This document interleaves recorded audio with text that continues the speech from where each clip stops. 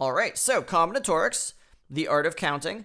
We're going to start with small examples that we can just like literally count by hand to see how many ways you could do something or how many ways something could be arranged.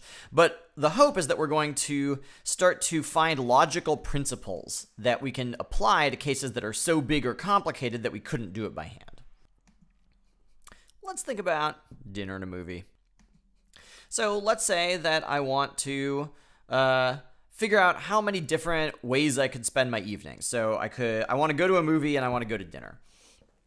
Let's say I have to choose. Let's say I'm going to do both.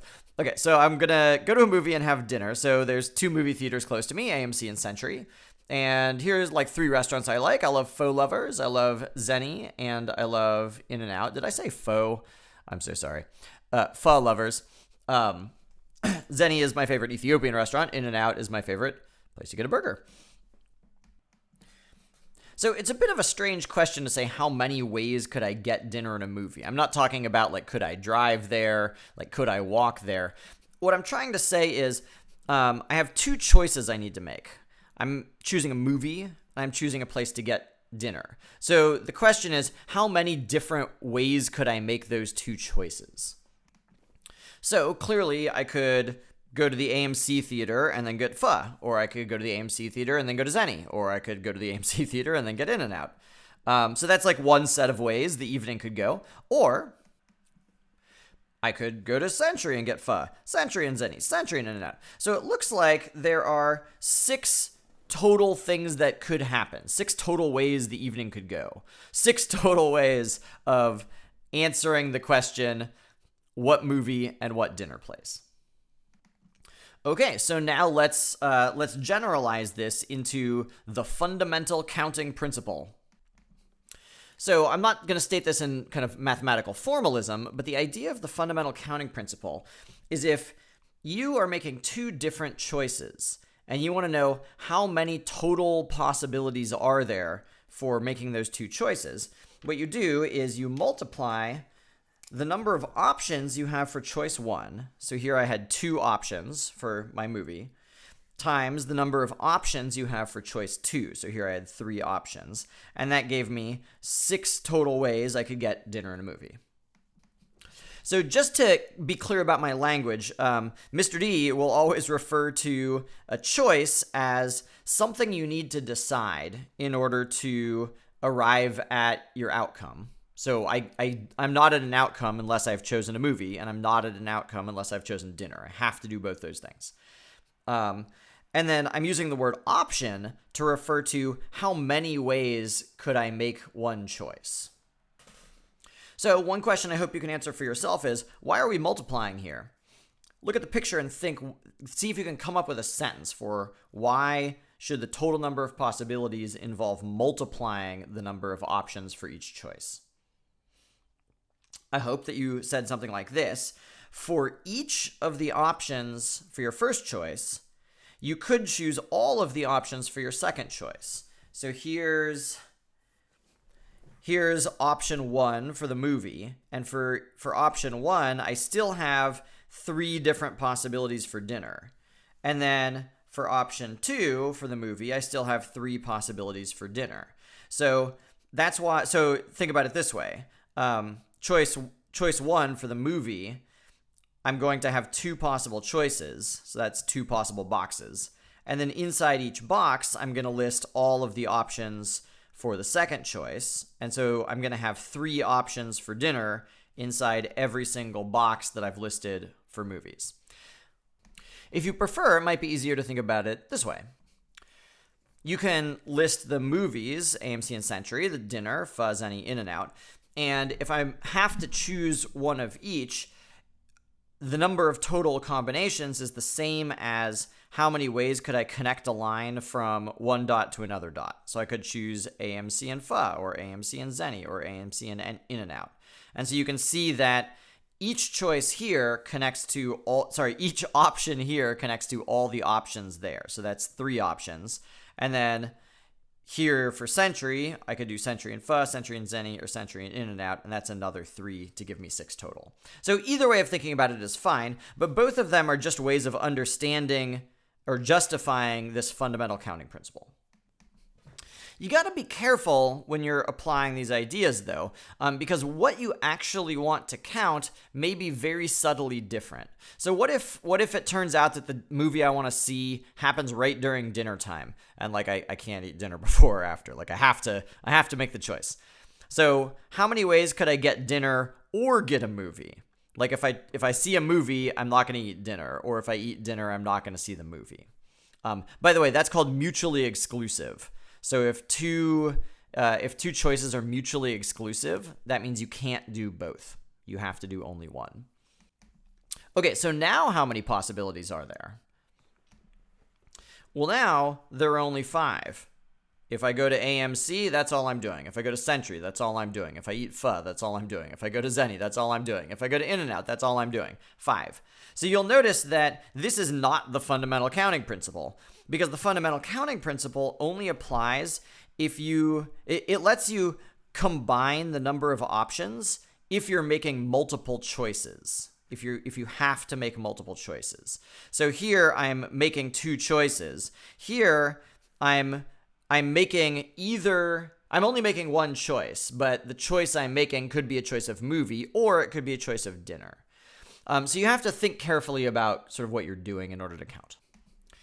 Let's look again at how what you're counting can be ambiguous. So let's say dinner and a movie is a date. If I'm just going to a dinner and movie, I don't care if I get dinner first and a movie afterwards or vice versa. But a date, you got to really plan out a date. Like it might really matter if you go to the movie first and then have dinner versus having dinner and then going to the movie. The order might really matter when you're on a date.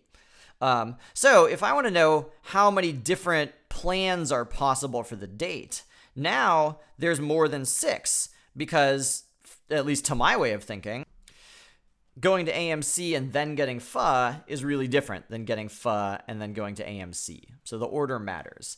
So this is the kind of thing you have to be sensitive to when you're doing counting problems. We're gonna solve this in a second. Hopefully you can see it's just 2 times 6. But anyway, this is the sort of thing you have to be sensitive to when doing counting problems. Is first you have to be really clear in your own mind exactly what are you counting, exactly what counts as being different. Because in some contexts, these would be the same. In other contexts, these would count as different. So if you want to know how many different possibilities are there, the first step is knowing what does it mean to you for 2 different possibilities to actually be different. And that's not something the math can tell you. That's something you have to decide before you start doing the math. So, I think intuitively, if there were 6 total possibilities where the order didn't matter, hopefully it's clear that there's 12 possibilities where the order does matter, because I could take each of these 6 and I could do them in the other order. So that would now make twice as many possible outcomes. Let me show you another way you could apply the fundamental counting principle to get to the same result, though. Or actually, I think, let's do a different example, because I think it's going to come out more clearly in the second example. So let's count a whole bunch of different possibilities for how I could dress in the morning. So I have 3 pairs of pants, and I've got 10 shirts. That's probably accurate, actually. So if I want to know how many different ways could I wear 1 pair of pants and 1 shirt, you can use the fundamental counting principle. Think about how many choices you're making. I'm choosing pants, and I'm choosing a shirt. I've got 3 options for pants, and I've got 10 options for shirts. So that's 30 different outfits I could make. And remember, fundamental counting principle applies here because I have to choose one of these options, and I have to choose one of these options. Okay, what if, let's add socks.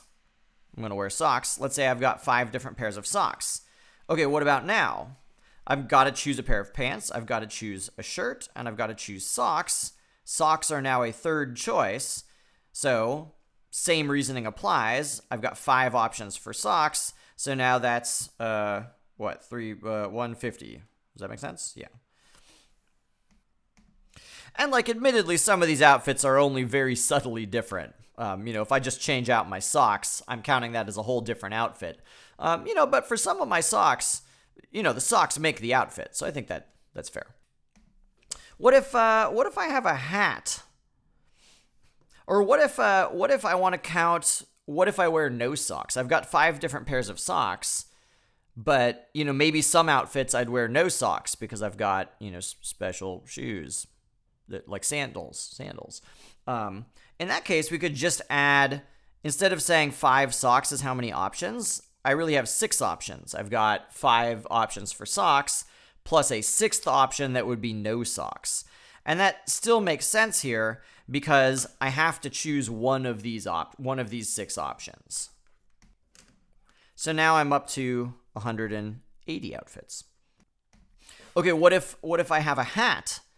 And I have to decide, am I going to wear my hat, yes or no? You could think about it in 2 ways. You could think about the universe where I wear my hat. So in the universe where I wear my hat, then I still have all of these combinations of outfits: pants, shirts, socks, etc. Now let's imagine the universe in which I do not wear a hat. I still have to make the same set of choices for my other things. So it's like I've got 180 outfits I could wear with a hat, and I've got 180 outfits without a hat. But if I count this